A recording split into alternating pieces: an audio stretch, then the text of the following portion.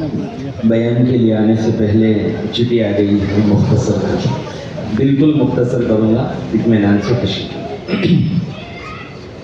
الحمد للہ وحدہ والصلاة والسلام على من لا نبی بعدہ، اما بعد فقد قال الله تبارك وتعالى في القرآن المجيد والفرقان الحميد: فأعوذ بالله من الشيطان الرجيم، بسم الله الرحمن الرحيم، وما أرسلناك إلا رحمة للعالمين۔ قابل قدر صدر محترم معزز و مکرم حضرت مولانا شاہ غالب صاحب دامت برکاتہم العالیہ اور آئے ہوئے عاشقان رسول، ابھی حضرت آپ کے سامنے بات کر رہے تھے،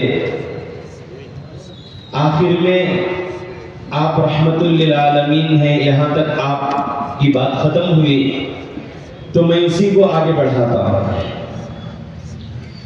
ہمارے نبی حضرت رسول اللہ صلی اللہ علیہ وسلم تمام عالم کے لیے رحمت بن کر آئے ہیں۔ آپ کے آنے سے پہلے اس دنیا کی کیا حالت تھی، کیسا جہالت کا زمانہ تھا، ہم سب اچھی طرح جانتے ہیں۔ مولانا الطاف حسین حالی رحمت اللہ علیہ ایک مشہور شاعر ہیں اردو کے، انہوں نے زمانے جہالت کا نقشہ کچھ اس طرح اپنے اشعار کے اندر کھینچا ہے: چلن ان کے جتنے تھے سب وحشیانہ، ہر ایک لوٹ مار میں تھا یگانہ، فسادوں میں کٹتا تھا ان کا زمانہ، نہ تھا کوئی قانون کا تازیانہ، وہ تھے قتل و غارت میں چالاک ایسے، درندے ہی جنگل میں بے باک جیسے۔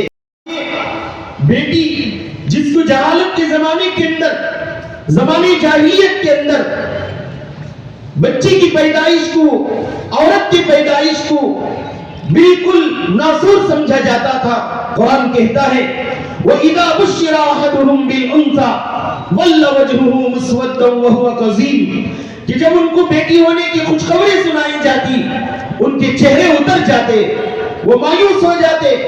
میرے نبی آئے، میرے نبی نے فرمان سنایا جس کی 2 بیٹیاں ہو یا 3 بیٹیاں ہو یا 2 بہنیں یا 3 بہنیں ہو، اور وہ ان کی اچھی طرح پرورش کرے اور ان کو اچھی طرح پالے پوسے، بڑے ہونے پر ان کا نکاح اچھی جگہ ان کا نکاح کر دے، ان کا رشتہ کر دے۔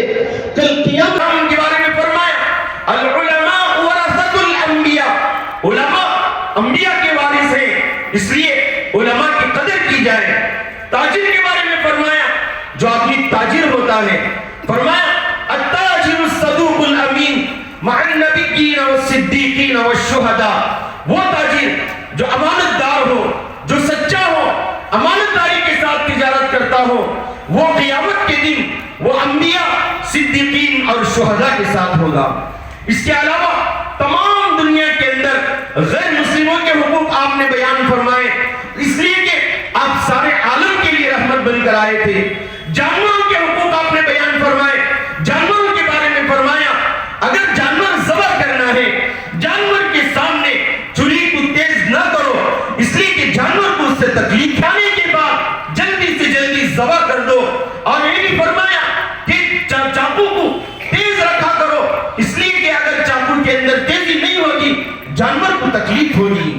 یہ تھے ہمارے نبی صلی اللہ علیہ وسلم جو سارے عالم کے لیے رحمت بن کر آئے تھے۔ اب ہماری کیا ذمہ داری بنتی ہے، ہم کیا کرنا چاہیے؟ آج کا دن ہمارے لیے بڑا اہم ہے۔ آج ہم نے میلاد منایا، ہم نے جھنڈے اٹھائے اور ہم نے لائٹیں لگوائے، بہت کچھ ہم نے کیا۔ کیا جو کچھ کرنے کے کام تھے وہ ہم نے کیا؟ نہیں، اس کے اندر ہماری کمی آج بھی موجود ہے۔ عشق رسول صلی اللہ علیہ وسلم سچا ہمارے دلوں کے اندر ہونا چاہیے، وہ عشق جو ابو بکر رضی اللہ عنہ کے اندر تھا۔ وقت نہیں ہے ورنہ میں صحابہ کے عشق کی مثالیں آپ کو دیتا، ایک واقعہ بتا کر اپنی بات ختم کرتا ہوں۔ حضرت سیدنا ابو بکر صدیق رضی اللہ عنہ کا وہ عاشق رسول بندہ جس نے اللہ کے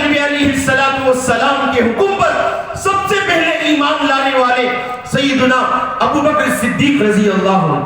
آپ جانتے ہیں ایک موقع تھا, اللہ کے نبی علیہ السلام نے اعلان کیا کہ آج چندے کی ضرورت ہے. حضرت تمام صحابہ سے کہا کہ چندہ لا کر پیش کرو. انفاق فی سبیل اللہ دیکھیے, حضرت سیدنا ابو بکر صدیق رضی اللہ عنہ اپنے گھر گئے, گھر کا سارا مال لے کر آئے, اللہ کے نبی علیہ السلام کے قدموں میں ڈال دیا. اللہ کے نبی علیہ السلام نے فرمایا ما بقیت لأہلک, گھر والوں کے لیے کیا چھوڑا؟ ابو بکر گھر والوں کے لیے کیا چھوڑا؟ کہا ابقیت لہم اللہ ورسولہ, اللہ اس کے رسول کو گھر والوں کے لیے چھوڑایا ہوں. یہی وہ وقت تھا جب حضرت عمر رضی اللہ عنہ خود فرماتے ہیں آج میں سمجھ رہا تھا کہ مجھے موقع ہے, آج میں ابو بکر سے آگے بڑھ جاؤں گا. آج تک میں ابو بکر سے آگے نہیں بڑھا کسی کام میں, لیکن میں سوچ کر اپنے گھر کا آدھا مال اٹھا کر لایا. لیکن حضرت عمر رضی اللہ عنہ فرماتے ہیں میں کبھی بھی ابو بکر سے آگے نہیں بڑھ سکتا. علامہ اقبال رحمۃ اللہ علیہ نے اس واقعے کو اشعار کی شکل میں ڈالا ہے. دیکھیں کیسے عشق مصطفیٰ تھا, اپنا مال اپنی جان ساری کی ساری آپ کے سامنے قربان کر دیا. علامہ اقبال رحمۃ اللہ علیہ نے کہا اتنے میں وہ رفیق نبوت بھی آ گیا, اتنے میں وہ رفیق نبوت بھی آ گیا جس سے بنا عشق و محبت ہے استوار.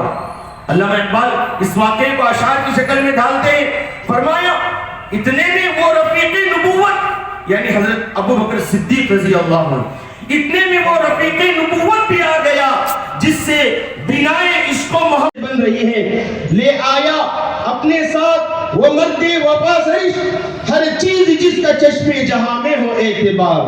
بولے حضور صلی اللہ علیہ وسلم نے کہا بولے حضور چاہیے فکر عیال بھی, تجھے تو اپنے گھر کی بھی تو فکر کرنا چاہیے. بولے حضور چاہیے فکر عیال بھی, کہنے لگا وہ عشق و محبت کا مزدار, کہنے لگا وہ عشق و محبت کا مزدار. یعنی حضرت ابو بکر صدیق رضی اللہ عنہ اے تجھ سے دیدہ محمد اے تجھ سے دیدہ محمد اے زندہ باد سے تکبیر ہوئے زندہ باد کسی چیز کی ضرورت نہیں. پروانے کیوں چلا رہے بلبل کو پھول بس, پروانے کیوں چلا رہے بلبل کو پھول بس, صدیق کے لیے خدا کا پھول بس. وہی ایک باتیں دی. اللہ تعالیٰ ہم سب کو سچی محبت اور سچا عشق کرنے والا اللہ ہم سب کو بنائے. محترم حاضرین, بڑی معذرت کے ساتھ ہم صرف نعروں کے ہمیں محبت نہیں چاہیے, ہمیں محبت سچی چاہیے. سنتوں کو اپنائیے, اتباع رسول کو اپنائیے. فرمایا قل ان کنتم تحبون اللہ فاتبعونی, کہہ دیجئے اگر تم یہ دعویٰ کرتے ہیں کہ ہم محبت کرنے والے ہیں, فاتبعونی, میری اتباع کرو. اللہ یحببکم اللہ, اللہ تمہیں پسند کرے گا. ویغفر لکم ذنوبکم, اللہ تمہارے گناہوں کو معاف کر دے گا. واللہ غفور الرحیم, اللہ معاف کرنے والے غفور الرحیم ہے. اللہ ہم سب کو اتباع رسول کی توفیق نصیب فرمائے. اللہ ہم سب کو سچا عاشق رسول بنائے. آخر میں انجمن اسلامیہ کے صدر صاحب ان کا شکر گزار ہوں, انہوں نے کچھ کہنے کا موقع دیا. اور تمام احباب ماشاءاللہ بڑی دیر سے یہ عاشق میں دیکھ رہا تھا. میں یہاں پر آ کر بیٹھا, نوجوانوں کے قافلے پر قافلے آ رہے ہیں, ہاتھوں میں بڑے بڑے جھنڈے ہیں. میں سمجھا کرسیاں کم پڑ جائیں گی, اتنے نوجوان اتنی کم کرسیاں کیا ہے, ادھر سے آئے ادھر سے نکل کر چلے گئے. نعرے زور سے لگا رہے, نعرے تکبیر اللہ اکبر, ادھر سے گھسے ادھر سے نکل کر چلے گئے. سچے عاشق رسول تو آپ ہیں. جب 7 گھنٹے سے آپ نبی کی بات سننے کے لیے یہاں پر بیٹھے ہوئے ہیں, آپ سچے عاشق رسول ہیں. جھنڈا اٹھانے والا عاشق رسول نہیں ہوتا, دل میں محبت رکھنے والا عاشق رسول ہوتا ہے. واقع دعوانا الحمدللہ.